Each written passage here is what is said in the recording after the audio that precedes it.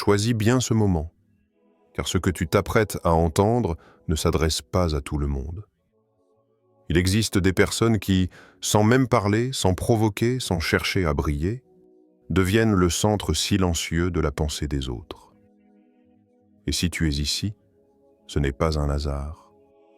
C'est parce que quelqu'un, quelque part, pense à toi plus qu'il ne le voudrait. Ils avaient pourtant juré que tu ne compterais jamais. Ils affirmaient que tu resterais invisible, ordinaire, facile à oublier. Ils ont ri, douté, minimisé ton existence comme si ton histoire était déjà écrite. Mais aujourd'hui, quelque chose a changé. Et ce changement les dérange profondément. Ton nom traverse leur esprit sans invitation. Ton image revient quand le silence s'installe. Tes gestes, même les plus simples, sont disséqués, rejoués, interprétés. Et ce qui les trouble le plus, c'est qu'ils ne comprennent pas pourquoi. Qu'as-tu fait pour provoquer ça? Qu'as-tu réveillé en eux sans même le vouloir? Pourquoi ton calme, ton évolution, ton détachement crée-t-il une agitation qu'ils n'arrivent plus à contenir? Ce n'est pas de l'admiration assumée. Ce n'est pas de la haine déclarée. C'est quelque chose de plus profond, de plus dérangeant. Une fixation silencieuse. Ils pensaient t'avoir cerné. Ils pensaient te connaître. Et pourtant, plus tu avances, plus leur certitude s'effondre. Reste bien ici. Parce que ce que tu vas découvrir maintenant va t'expliquer pourquoi ils ne parviennent plus à te sortir de leur esprit. Et surtout, ce que cela révèle sur ce que tu es réellement. Avant d'aller plus loin, permets-moi de prendre un instant pour te remercier. Si tu écoutes ces mots jusqu'ici, ce n'est pas par curiosité légère. C'est parce que quelque chose en toi résonne déjà. Et cette présence, ton attention, elle a de la valeur. S'abonner, aimer ou laisser un commentaire ici, ce n'est pas simplement soutenir une vidéo ou une chaîne. C'est permettre à ce message de continuer à circuler, d'atteindre d'autres personnes qui, comme toi, traversent une transformation silencieuse. Des personnes qui doutent encore de leur valeur sans savoir que leur lumière dérange déjà. Alors si tu en ressens l'élan, fais-le calmement, sans obligation. Un simple geste peut devenir un point d'ancrage pour quelqu'un d'autre. Et si tu choisis de commenter, sache que tes mots ne s'adresseront pas qu'à moi, mais à tous ceux qui liront en silence et se reconnaîtront. Merci d'être ici. Merci de faire partie de cette énergie qui élève plutôt qu'elle ne consomme. Maintenant, revenons à ce que cela signifie vraiment, s'ils pensent autant à toi. Il est important de comprendre une chose essentielle avant d'aller plus loin. Quand certaines personnes commencent à penser à toi de manière répétitive, ce n'est pas par hasard, ni par simple curiosité. C'est un mécanisme profond de l'esprit humain, souvent inconscient, souvent incontrôlable. Le cerveau humain cherche la cohérence. Il aime les récits simples, prévisibles, rassurants. Il aime croire qu'il sait comment les choses vont se dérouler, qui va réussir, qui va échouer, qui mérite quoi. Et pendant longtemps, leur esprit avait construit une histoire claire à ton sujet. Une histoire où tu n'étais pas censé aller si loin, où tu devais rester à ta place. Mais voilà le paradoxe. Quand une personne anticipe ton échec et qu'elle observe, au contraire, ton évolution, ton redressement, ton calme grandissant ou ton succès silencieux, cela crée ce que les psychologues appellent une incohérence mentale. Leur cerveau se retrouve face à deux réalités incompatibles. Je pensais qu'il n'y arriverait pas, et il est en train d'y arriver. Et l'esprit humain ne supporte pas ce conflit. Il ne peut pas simplement l'ignorer. Il doit le résoudre. Alors il cherche, il analyse, il observe chaque détail. Il revient sans cesse à toi, non pas par admiration assumée, mais par besoin intérieur de comprendre ce qui a échappé à son jugement. C'est ainsi que naît la fixation. pas parce que tu cherches l'attention, mais parce que ton existence est devenue une question sans réponse pour eux. Ils repassent ton parcours, tes décisions, ton attitude. Ils tentent de repérer l'erreur, non pas la tienne, mais la leur. Et plus ils cherchent une explication simple, plus ils réalisent qu'il n'y en a pas. Car ce que tu incarnes aujourd'hui remet en cause leur certitude, leur choix passé, leur renoncement silencieux. Et face à cela, l'esprit préfère se focaliser sur toi plutôt que de se confronter à lui-même. Et c'est exactement ici que tout commence. Parce que cette tension intérieure, cette incohérence non résolue, se manifeste par des signes précis, reconnaissables, presque universels. Vient un signe encore plus révélateur. Il y a une vérité rarement avouée, mais profondément humaine. Certains ne se contentent pas de douter. Ils misaient contre toi. Pas toujours ouvertement. Parfois même avec un sourire, un encouragement tiède, une phrase ambiguë. Mais intérieurement, ils avaient déjà placé leur pari. Ils étaient convaincus que tu allais t'essouffler, que tu finirais par revenir à la version de toi qu'ils connaissaient, celle qui rassurait leur vision du monde. Et au fond, ce pari leur apportait un certain confort. Parce que tant que tu restais en dessous, tant que tu luttais sans trop avancer, leur propre immobilité semblait justifiée. Ton échec anticipé devenait une validation silencieuse de leur choix, de leur renoncement, de leur prudence excessive. Mais voilà, tu n'as pas chuté. Pire encore, tu es monté. Pas brutalement, pas de façon spectaculaire, mais suffisamment pour que ce soit impossible à nier. Et c'est là que naît une humiliation très particulière. Une humiliation sans témoin, sans scène publique. Une humiliation intérieure, froide, persistante. Parce que ton ascension ne les attaque pas directement. Elle ne les provoque pas. Elle ne les expose pas. Elle fait quelque chose de bien plus dérangeant. Elle prouve qu'ils se sont trompés. Ils avaient évalué ton potentiel. Ils t'avaient classé.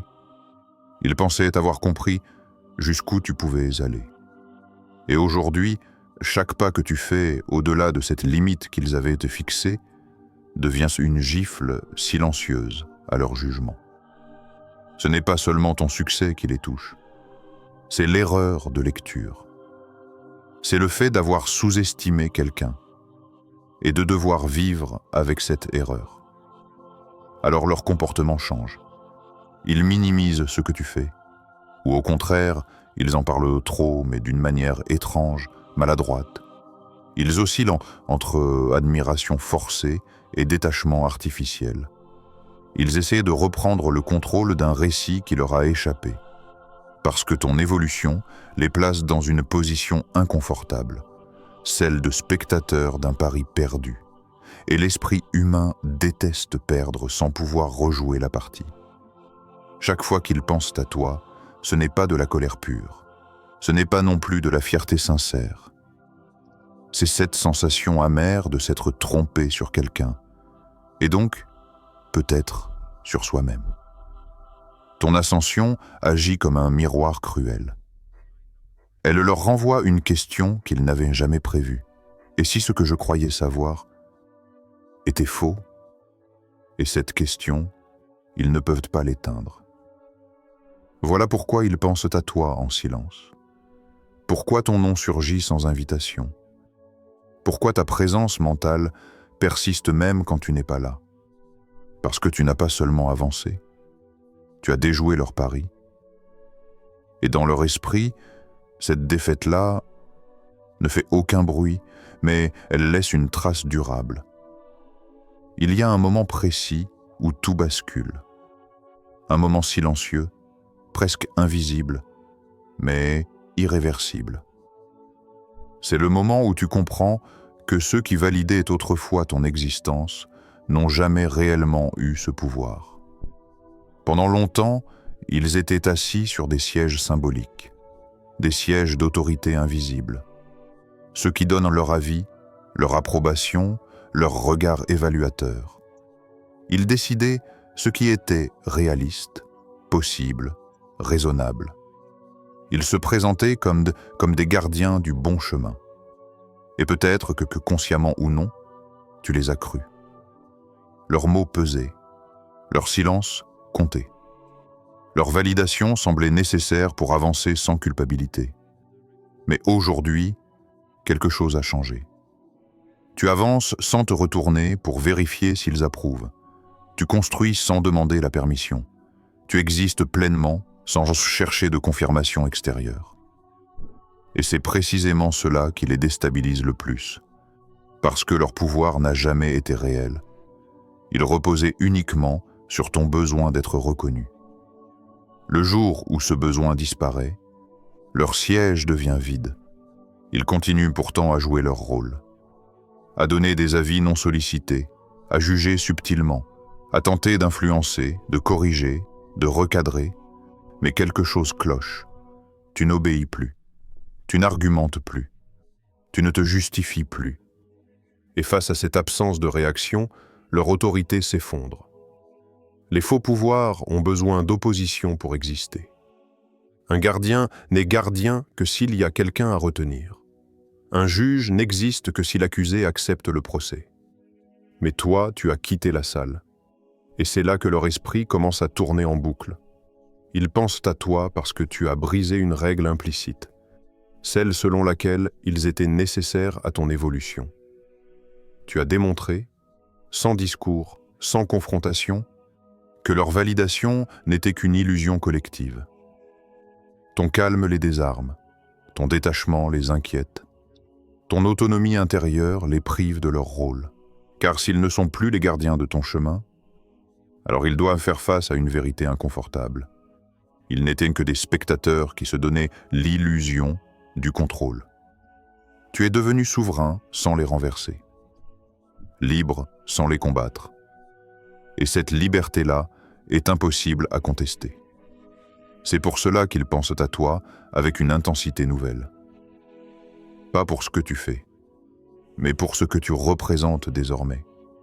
Quelqu'un qui avance sans demander. Quelqu'un qui choisit sans attendre. Quelqu'un qui n'a plus besoin d'être autorisé à exister. Et pour ceux qui ont toujours vécu assis sur des sièges imaginaires, voir quelqu'un partir sans demander la permission est la preuve la plus brutale que le pouvoir n'était jamais entre leurs mains. Il existe une confusion fréquente entre deux choses très différentes, l'aisance et l'audace. Beaucoup de personnes vivent dans l'aisance. Une aisance construite avec le temps, des habitudes stables, des choix raisonnables, un cadre connu, balisé, sécurisé. Cette aisance donne l'illusion de la paix. Mais ce n'est pas du courage. C'est souvent une tranquillité négociée. Toi, tu es ailleurs. Tu n'es pas forcément plus bruyant.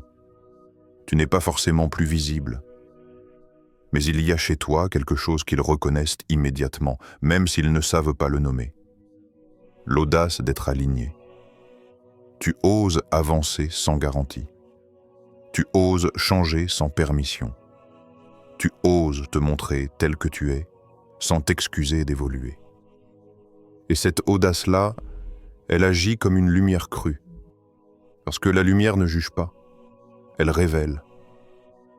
Ta présence met en évidence leurs compromis. Ton calme souligne leurs peurs évitées. Ta cohérence expose leurs contradictions. Et ce n'est pas ton succès qui les trouble le plus. C'est ton absence de peur visible, ou plutôt le fait que tu avances malgré la peur. Car eux ont appris à la contourner, à l'enfouir, à l'habiller de raisonnable, de logique, de bon sens. Ils ont appelé prudence ce qui était renoncement. Ils ont appelé maturité ce qui était résignation. Ils ont appelé sagesse ce qui était parfois une fuite élégante. Et toi, sans discours, sans leçon, sans accusation, tu démontres autre chose. Tu montres que la peur peut être traversée, que l'incertitude n'est pas une menace, mais un passage, que la vie ne commence pas quand tout est sûr, mais quand quelque chose est vrai, alors ils pensent à toi.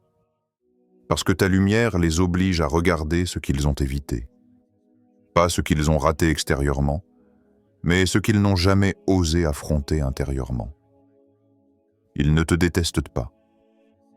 Ils ne t'en viennent pas toujours consciemment. Ils sont surtout confrontés à une question silencieuse que ton existence posait sans relâche. Et si j'avais été plus audacieux? Et cette question est vertigineuse, car elle ne concerne pas l'avenir. Elle concerne tout ce qui aurait pu être différent. Tu incarnes une possibilité vivante, une trajectoire non anesthésiée, une vie qui n'a pas choisi la facilité comme valeur suprême. Et face à cela, leur peur remonte. Pas la peur de toi, mais la peur de se reconnaître. Voilà pourquoi ils pensent à toi quand tout se calme, quand les rôles tombent, quand plus rien ne distrait. Parce que ta lumière ne les attaque pas, elle éclaire. Et ce qu'elle éclaire, c'est la frontière exacte entre l'aisance qu'ils ont choisie et l'audace qu'ils n'ont jamais osé incarner. Il existe une chose que l'esprit humain supporte très mal, ne plus pouvoir anticiper. Pendant longtemps, il savait comment te lire. Il pensait comprendre tes réactions, tes limites, tes choix. Il croyait pouvoir prédire ce que tu allais accepter, refuser, tenter ou abandonner. Tu étais, à leurs yeux, cartographiable. Et puis, progressivement, cette carte est devenue inutile. Tu as cessé d'agir comme on l'attendait. Pas de manière chaotique, pas par provocation, mais par maîtrise intérieure. Tu ne réagis plus immédiatement. Tu ne dévoiles plus tes intentions. Tu ne justifies plus tes silences ni tes décisions. Tu avances parfois là où personne ne t'attend. Et tu refuses parfois ce que tout le monde aurait accepté. Et c'est là que la brume apparaît. Ils ne savent plus où tu vas. Ils ne savent plus ce que tu penses réellement. Ils ne savent plus comment t'atteindre, t'influencer ou te classer. Or, l'imprévisibilité n'est pas un défaut. C'est une perte de contrôle pour l'autre. Car tant qu'une personne est prévisible, elle est gérable. On peut l'encourager au bon moment. La décourager subtilement, la rassurer ou la freiner. Mais toi, tu as quitté ce terrain. Tu ne réagis plus selon leurs leviers habituels. Leurs remarques glissent. Leur silence ne provoque plus d'angoisse. Leur validation n'accélère plus tes pas. Et face à cela, leur esprit s'agite. Ils pensent à toi parce qu'ils ne savent plus où te situer. Parce que tu n'entres plus dans leur schéma. Parce que ton comportement ne confirme plus leurs hypothèses. Tu es devenu une zone floue dans leur esprit. Une présence qu'ils ne peuvent ni saisir, ni ignorer. Et cette brume est profondément déstabilisante, car l'imprévisibilité maîtrisée est une forme de pouvoir silencieux. Pas le pouvoir de dominer, mais le pouvoir de ne plus être contrôlé. Tu choisis quand parler, quand agir, quand te retirer, quand avancer. Et cette liberté-là crée une tension constante chez ceux qui avaient besoin de te comprendre pour se sentir en sécurité. Ils pensent à toi non pas parce que tu fais plus, mais parce que tu fais différemment. Parce que tu n'es plus lisible, parce que tu n'es plus disponible à leurs projections, parce que tu n'es plus là où ils pensaient te trouver. Tu es devenu comme une brume au lever du jour. Présente, réelle, indéniable, mais impossible à saisir. Et pour ceux qui ont toujours cru que comprendre équivalait à contrôler, ton imprévisibilité est une perte de repère. Voilà pourquoi ton image revient sans prévenir. Pourquoi ton silence pèse plus que des mots. Pourquoi ton absence parfois parle plus fort que ta présence.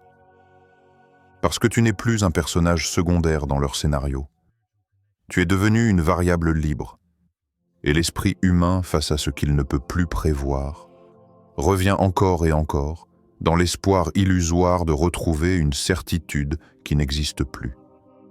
Il y a un moment où tout devient clair. Un moment où ce qui semblait invisible ou insignifiant devient incontournable. Tu n'es plus simplement quelqu'un qu'ils observent de loin. Tu es devenu la référence qu'ils ne peuvent plus ignorer, consciemment ou non. Pendant des années, ils pouvaient faire semblant. Faire semblant que ton absence ne se faisait pas sentir. Faire semblant que tes choix, tes succès, tes audaces ne les touchaient pas. Ils pouvaient murmurer, ricaner, détourner le regard, prétendre que rien n'avait d'importance.